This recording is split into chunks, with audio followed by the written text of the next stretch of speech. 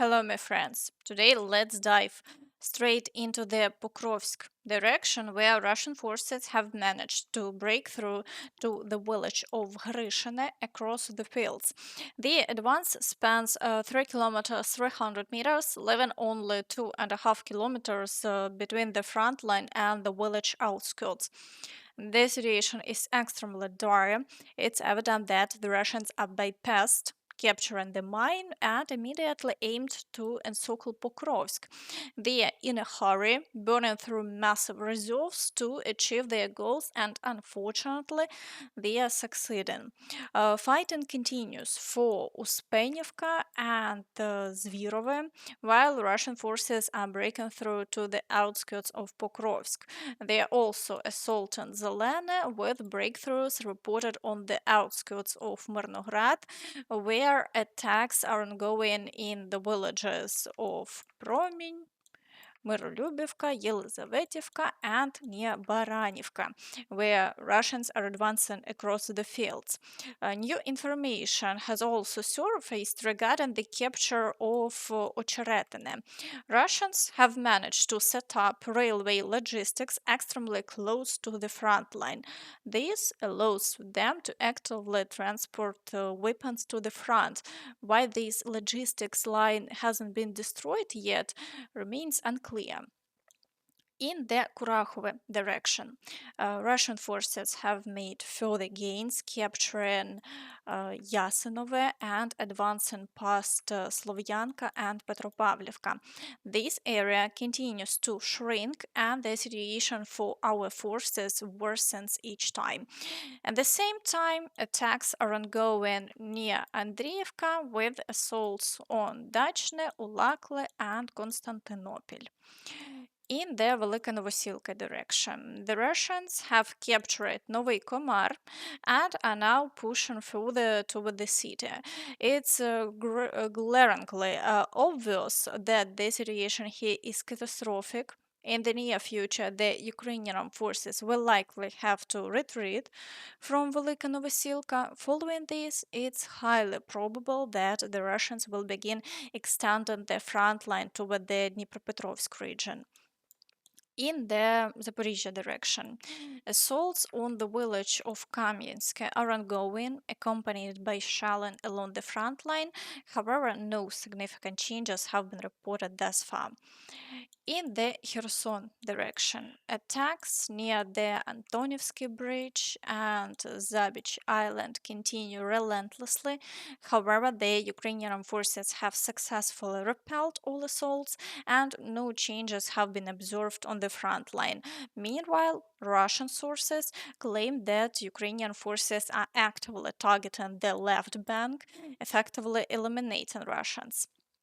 Now moving to the Toretsk direction, the Russians are assaulting Krimsk.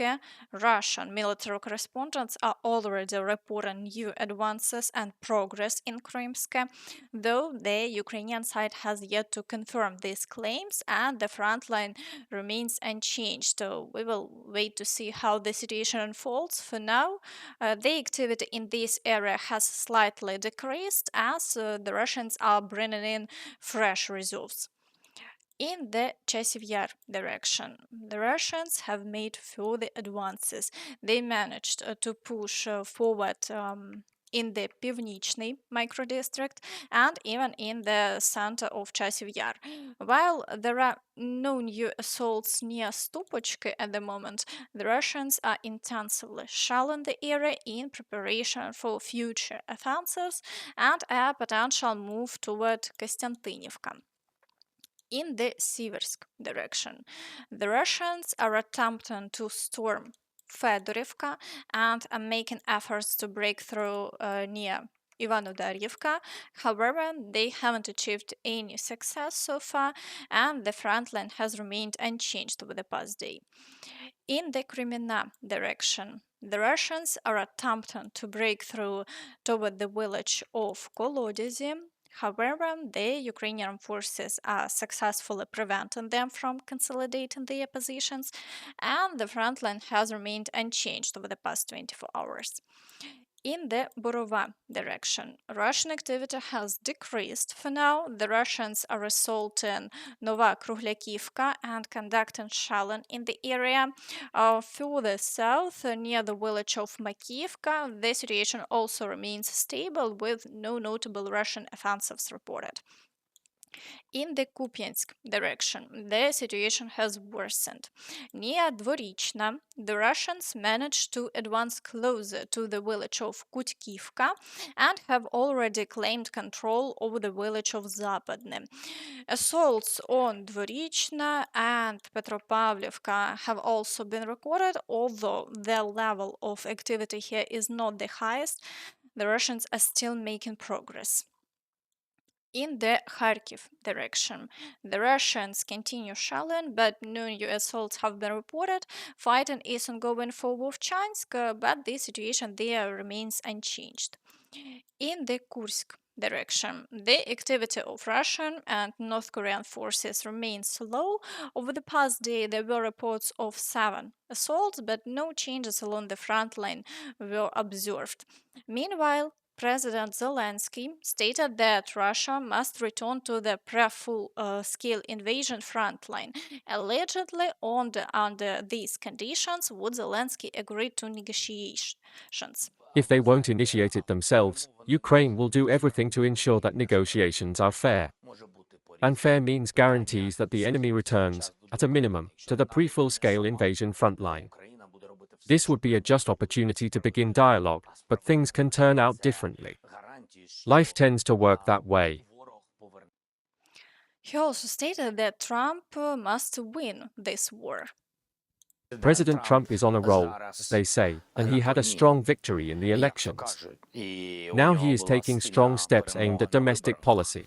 The issue of ending the war in Ukraine should, in my opinion, be a victory for Trump, not for Putin. Putin is nothing to him. And America is much stronger, Europe is much stronger, China is much stronger than Russia. These are all players. During our war, everyone saw that Russia is incapable of occupying Ukraine. This speaks to Russia's strength.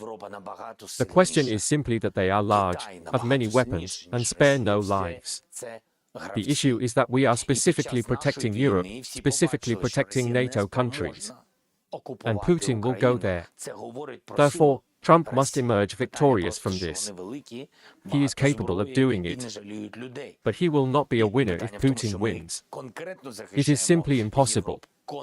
And I think the most dangerous thing, and not only for President Trump, but for me and for all Ukrainians, is if he can strike an agreement that allows Putin to come back. A technical possibility, you understand? Not just in words. He will promise a lot to President Trump. Even to meet with him, he will go to great lengths. He will promise, even sign documents, etc. But imagine, this is such a victory, this is such a peak that President Trump would have reached. And after this, Putin will certainly return with aggression to humiliate everything around him. And this will be a terrible fall for everyone. As I told you, this is not only about President Trump, it is about all of us, in Ukraine, in me, in every Ukrainian woman, it's about the European Union, we all will lose. Because believing in Putin's words, believing in his signature, cannot happen under any circumstances. Meanwhile, Russian military journalist Slatkov made negative comments about Trump's statements and the ultimatum he issued to Russia. In 24 hours, Trump has threatened us twice. No illusions. A capitalist who doesn't care about other countries. Nothing. Russia like a Kamaz. The more you load, the better it drives. How can you block 1/6 of the Earth's landmass completely? What outrage to me about Trump's lies?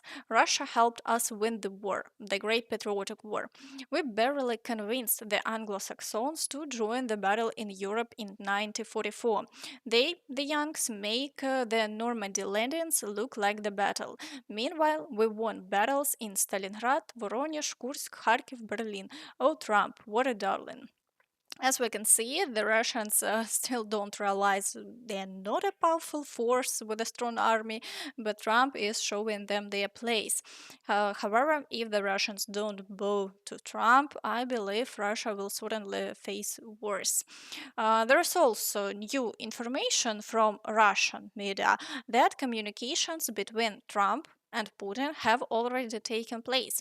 That's why, after the inauguration, Trump made a post on Twitter to bring this conversation into the public domain. Our sources add that an informal conversation between Donald Trump and Vladimir Putin took place several weeks ago.